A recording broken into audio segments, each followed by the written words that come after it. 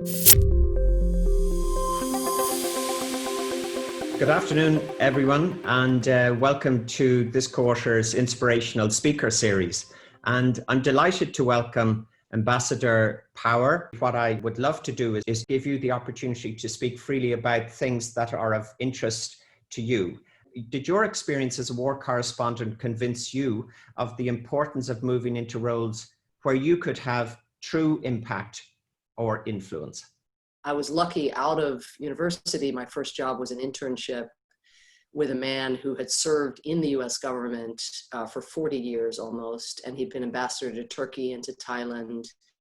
I mention this because, of course, of the connection with refugees and migrants and others who make use of DING. But when you're newly out of college, your first mentor, his way of filtering everything that was happening in the world was, what are we going to do about it? And the word that I think I just internalized that kind of mindset of what Obama would later call not admiring the problem. Yeah, and the parallel you mentioned there in terms of leadership is very relevant. And for us as a business, it is all about prioritization. And it's something that we struggle with, to be honest, because everything has a legitimate shout out to be done.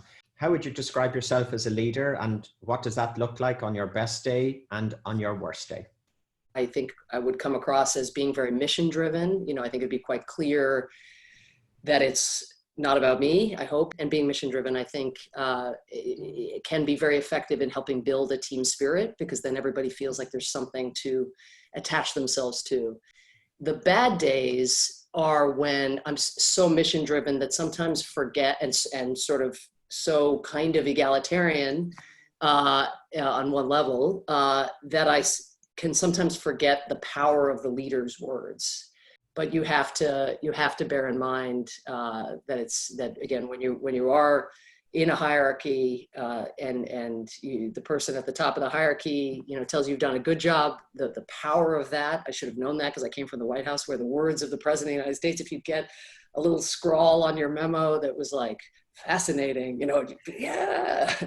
And so then to go and run a mission, to be really sensitive to how important positive feedback is, and to deliver feedback in a way that's really sensitive to how your words are going to land. I think even when you're in a hurry, really being intentional about that dimension of it, it's something I'll do better, I think, the next time.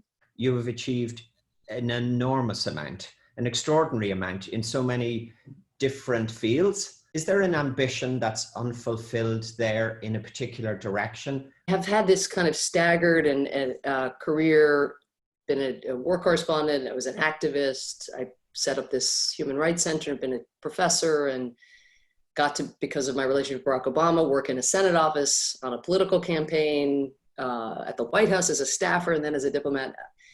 Not one of those stints would I have seen coming, let's say 6 months before, it landed at my doorstep. And I won't lie to you, I'm teaching because Donald Trump is president. I'm not teaching because I said I've had enough of diplomacy, or I've had enough of trying to combat climate change, did what we could, check that box, right? I mean, I think it's going to be very hard, given the damage, given the size of the hole that Joe Biden will inherit economically, climate, pandemic, respect in the world, trust in the world. It'll be very hard if he calls, I think, for any of us who care about righting the ship, to stand on the sidelines. And so we'll see how that plays out. I mean, there are just certain moments in history where it's hard not to help and not to want to be part of digging out. So we'll see, one step at a time, though. Getting him elected is going to be hard enough. Yeah. I do want to thank you on behalf of everyone at DING from so many countries around the world. We really do appreciate you taking the time. I'd like to congratulate you on your career to date, and I believe that any president who's lucky enough to get you will be very lucky indeed. So thank you so much for your time and your thoughts. Really appreciate it. Thank you for having me. I really enjoyed it. And thanks for all the great work you're doing for people who rely on DING. So thank you. Thanks so much. Cheers.